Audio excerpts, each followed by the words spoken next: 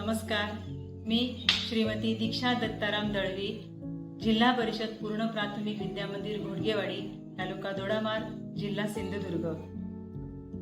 रंगोत्सव कार्यक्रम 2026-27 या अंतर्गत गोष्ट सांगणे या विषयावर आमच्या शाळेतील विद्यार्थ्यांनी एक अतिशय सुंदर असं नाट्यीकरण सादर केलेलं आहे.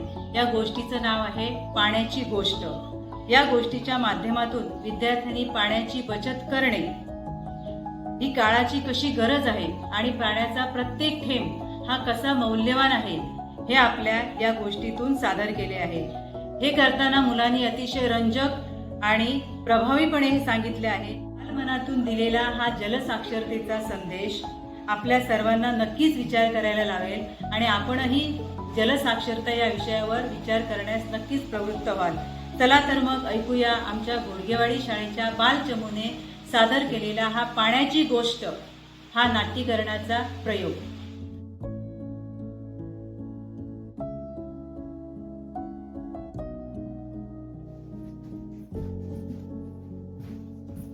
रत्ना, ए रत्ना, अगं चल की उशीर झालाय. आज पडण्याच्या आधी एकच बोलवलंय ना, पाहुणे येतील शाळेत, लवकर चल.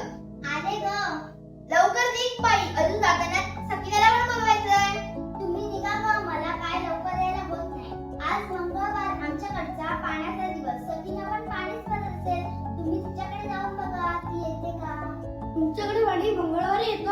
आमच्याकडे तर बाबा रविवारी येतं. म्हणून मी आणि भाऊसा रोज शाळेत लवकर येऊ शकतो. गेल्या रविवारी शिवाय तिने बुडाली की आपली, तरी मी सरांना म्हणाले होते शिवाय तिने रविवारी ठेवू नका म्हणून, पण ते म्हणाले बाकी दिवशी शाळा सोडून कसं जाणार. माझी बाबा मज्जा आहे. माझ्या बाबांनी डायरेक्ट मोटार कनेक्ट केली आहे. एक बटन दाबलं की पाणी डायरेक्ट घरात. आम्हाला तर रविवारची तयारी शनिवारीच करावी लागते. सगळे अंडे, कळशा, तपेल्या, बादल्या आणि डबे नेऊन आम्ही रात्रीच रांगेत ठेवतो. सकाळपासून नळ जरा थांबायचं. दम सुसायला लागला की सगळ्याची धावपळ सुरू होते. कधी कधी तर एखाद्या दम लागलेल्या म्हाताऱ्या सारखा अर्धा तास दम सुसत राहतो. पाण्याऐवजी नुसती हवाच येत राहते. वैताग आहे सगळा. रत्ना, ए रत्ना, कुठे गेली होतीस?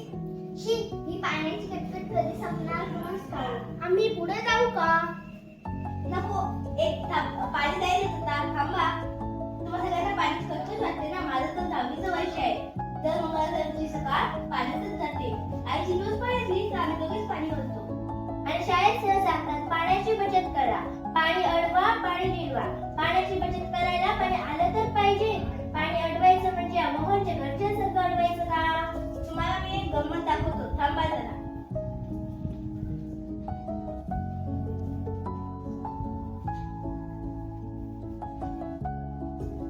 ही आमची पर्यावरण अभ्यासाची प्रकल्पासाठी एक तिकडे बनवली. ती तुम्ही वाचा, म्हणजे तुम्हाला पाण्याबद्दल बऱ्याचशा गोष्टी समजतील.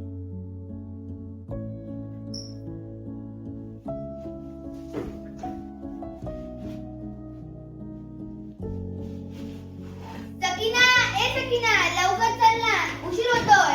आले ग. अरे तुम्हाला एवढा उशीर कसा झाला? तुला वाटत तर जरा सांगते.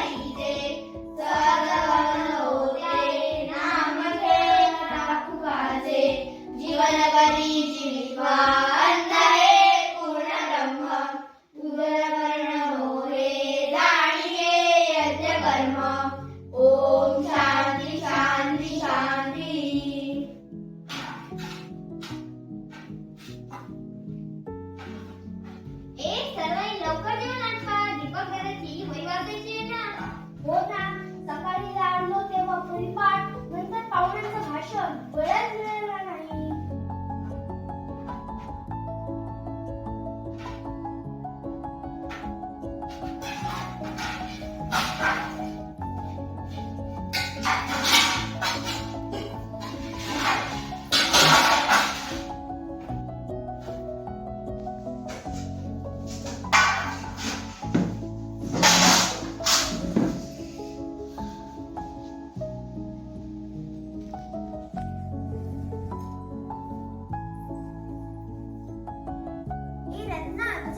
दादाने तयार केलेली पर्यावरण अभ्यासाची तिकट वही मी पहिली वाचू का? हो, आणते.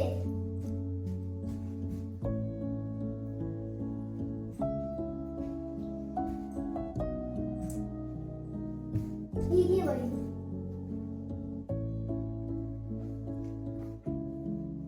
एखाद्या वर्षी खूप पाऊस पडतो तर एखाद्या वर्षी अगदीच कमी. जेव्हा कमी पाऊस पडतो तेव्हा कोरडा दुष्काळ पडतो. पाण्यासाठी वणवण करावी लागते. शेतीसाठी तर राहूच द्या, पिण्यासाठी सुद्धा पाणी मिळेनासे होते. अन्नधान्य, जनावरांचा चारा, वीज अशा अनेक समस्या निर्माण होतात. गावोगावी टँकरद्वारे पाणी पुरवठा करावा लागतो.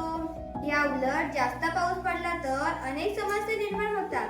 नद्या, नाले, तलावांना पूर येतो. शेते, घरे, शाळा, रस्ते पाण्याखाली जातात. पिके नष्ट होतात. आता मी वाचतो. जमिनीतून पाण्याचा उपसा अफाट वाढलाय. त्यामुळे भूजल पातळी खालावत चालली आहे. वाढते शहरीकरण व औद्योगिकरण यामुळे पाण्याचा वापर असाच राहिला तर लवकरच पिण्याच्या पाण्याची टंचाई निर्माण होईल. पाण्याची बचत करून पाण्याचा अपव्यय टाळणे हे आपल्या सर्वांचे महत्त्वाचे कर्तव्य आहे. जमिनीतल्या पाण्याची खालावत चाललेली पातळी अशीच कमी होत राहिली तर पाणी संपून जाईल नाही का?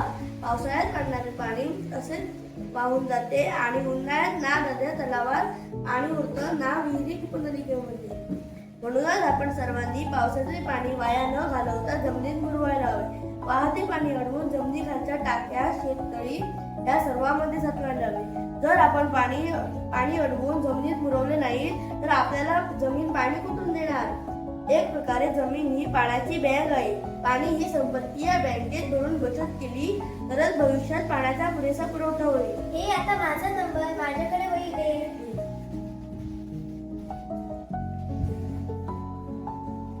स्वच्छ व निर्धोक पाणी हा आपल्या सगळ्यांचा अधिकार आहे. आजकाल बस स्टँड, रेल्वे स्टेशन अशा ठिकाणी एकतर पिण्याचे पाणी मिळत नाही किंवा अनेकदा ते पिण्यालायक नसते. म्हणून प्रवासामध्ये पाणी विकत घेण्याची पद्धत गेल्या 12 ते 15 वर्षात रूढ झाली आहे. 1 लिटर पाण्यासाठी 15 ते 20 रुपये मोजावे लागतात. त्यामुळे पैसे नसणारे कोट्यावधी लोक स्वच्छ पाण्यास मुकतात. सार्वजनिक ठिकाणी पिण्याचे पाणी मोफत उपलब्ध व्हायला हवे. आता मी वाचते. पाण्यासाठी वणवण करावी लागते. त्यामुळे अनेक मुलींच्या व स्त्रियांच्या आरोग्यावर दुष्परिणाम होत आहे. देशभरातल्या लाखो मुला-मुलींच्या शिक्षणावर परिणाम होत आहे. मोठ्या शहरांमध्ये पाण्याचा अखंड पुरवठा होत असताना काही छोट्या शहरांमध्ये आठवड्यातून किंवा 10 दिवसातून एकदाच पाणी मिळते. ग्रामीण भागात तर अनेक ठिकाणी पाण्याचा तुटवडा असल्याने स्वच्छतेचा गंभीर प्रश्न निर्माण झाला आहे. आता माझ्याकडे माहिती द्या. ठीक आहे. अंघोळ करणे, भांडी घासणे, कपडे धुणे, सडा सारवण करणे या घरगुती कामात घरातल्या प्रत्येकाने दररोज 1 तांब्या पाणी वाचवले तरी प्रत्येक कुटुंबात दररोज 1 बादली म्हणजे जवळपास 15 ते 20 लिटर पाणी वाचेल. 1000 कुटुंबाच्या एका गावात किंवा वस्तीत दिवसाला 15 ते 20 हजार लिटर म्हणजेच वर्षभरात 50 ते 70 लाख पाणी वाचू शकेल.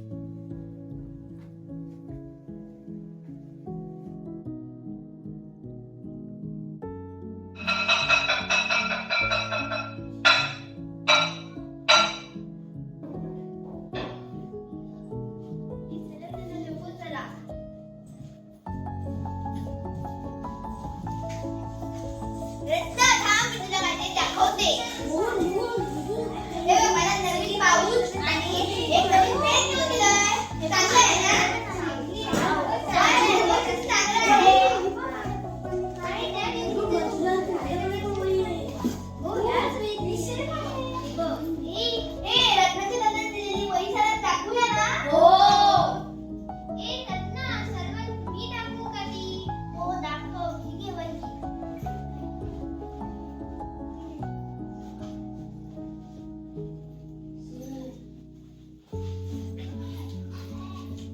Good afternoon, sir. You are welcome, sir. Namaste. बसा खाली. Thank you, sir. चला आपण सरांना वही दाखवूया. सर, रत्नाच्या दादाने बनवलेली पर्यावरण अभ्यासाची चिकट वही तुम्ही बघता का जरा?